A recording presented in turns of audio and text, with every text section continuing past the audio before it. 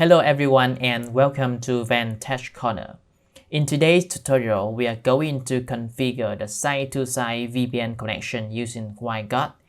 And by default, after setting up a VPN connection between the server side and the client side, the device inside the LAN zone of both sides cannot communicate with each other. For example, a PC from the client side, which this IP 192.168.3.111 cannot communicate with a PC from the server side LAN zone with the IP address of 192.168.1.222. And let me just do a test.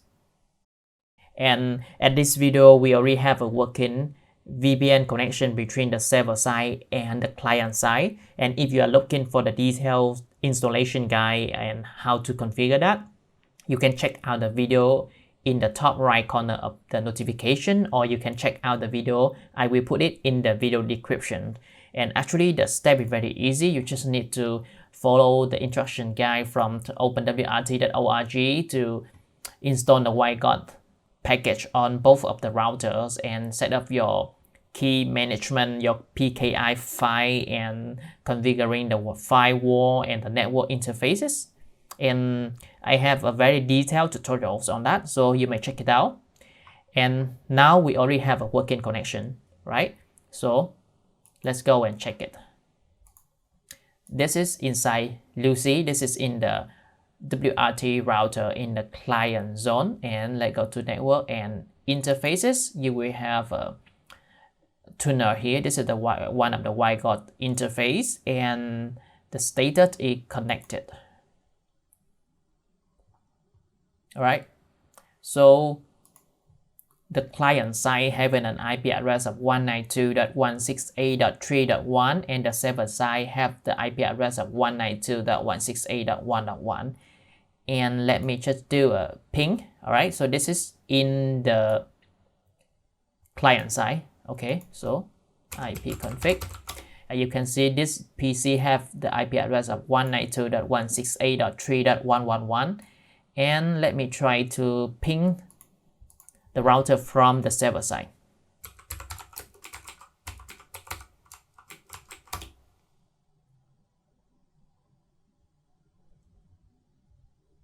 We see that the device from the client side can communicate with the router from the server side. And let's do a ping to one of the PC inside the server LAN zone.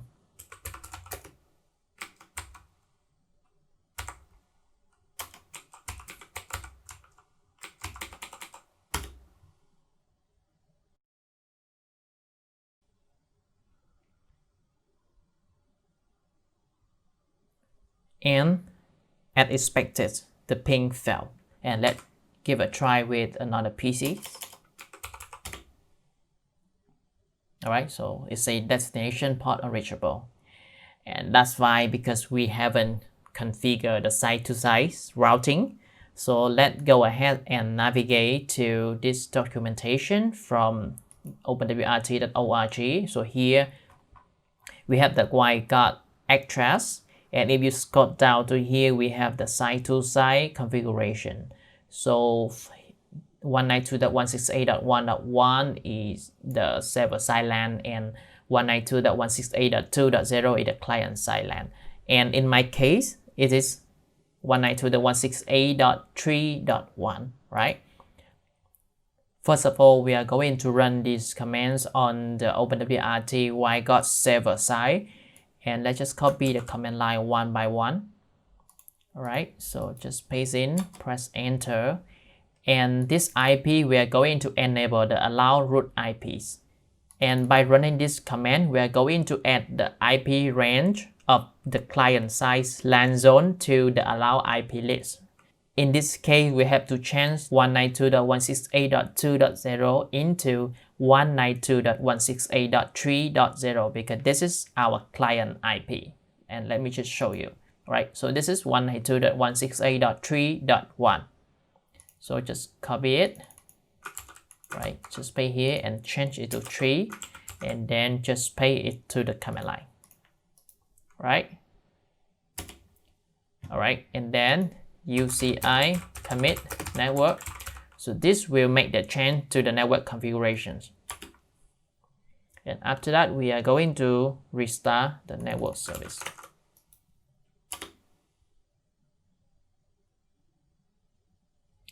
Right, and the next command, we are going to run it on the OpenWRT routers on the client side.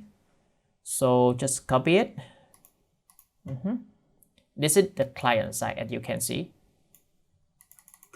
Right, so we are going to enable the allowed IPs, and then we are going to add the server side LAN IP address to the allowed IP.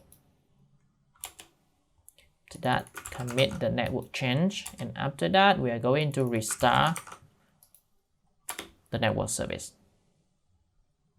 All right, and on the VPN client, which means on the client side, we are going to assign the VPN interface to the LAN zone, right?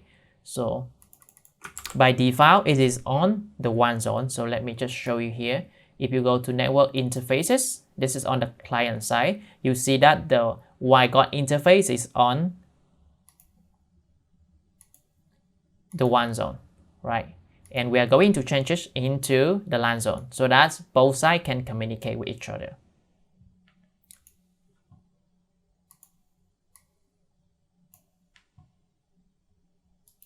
Right. This is going to delete the old configuration and edit, and then commit the firewall, and after that we're going to restart. And if you are using IPv6, you have to run the same command on your router, and in my case I don't use IPv6, so I don't need. And let's do a check. This is the device from the client LAN zone, and let's just do an IP config, right? So it is having an IP address of 192.168.3.111, and let me just ping 192.168.1.1.222. It is still destination port unreachable. All right, so look like there's something wrong, maybe.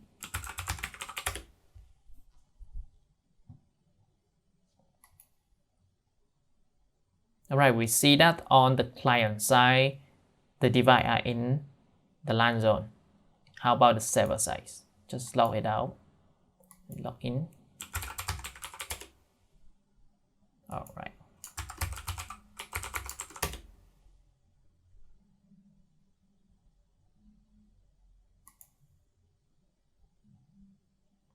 All right, so on the server side, we see that the interface is also in the LAN zone.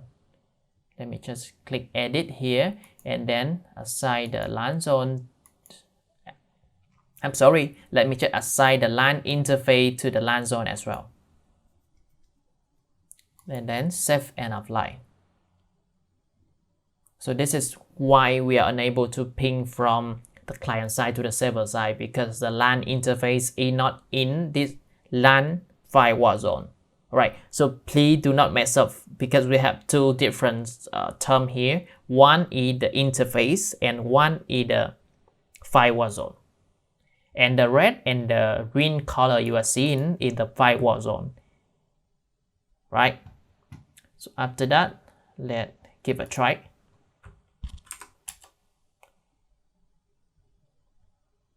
All right, good. So we see that the device from the client side is able to communicate with the device from the server side LAN zone, right? And let's do in a different way. So let me just navigate to my PC in the server zone. All right, so IP config. It is having an IP address of 192.168.1.222.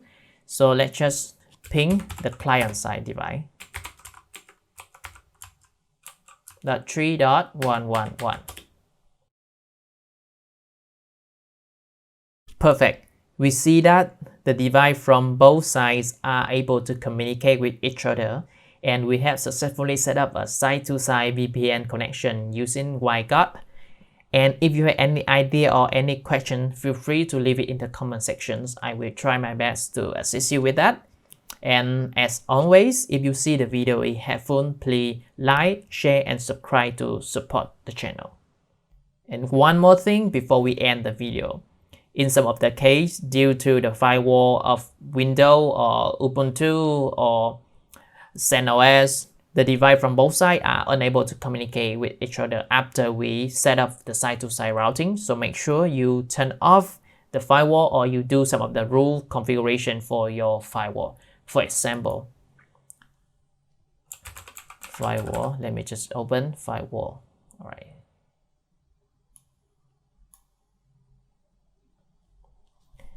Right, so as you can see, I have turned off the firewall for the private network. If I turn it on, the device from my client side will not be able to communicate with this PC anymore. Let me just do a check. Right, so I will try to ping 192.168.1.222 equal T. Right, so we see that the ping will fail, request timeout. And if I turn off the firewall, the ping will be resumed. Let's check it out. As soon as I turn it off, you see that the device from both sides are able to communicate again. So make sure that you do some of the change to your internal firewall as well. And that's all. Thanks for watching, and I will see you in the next video.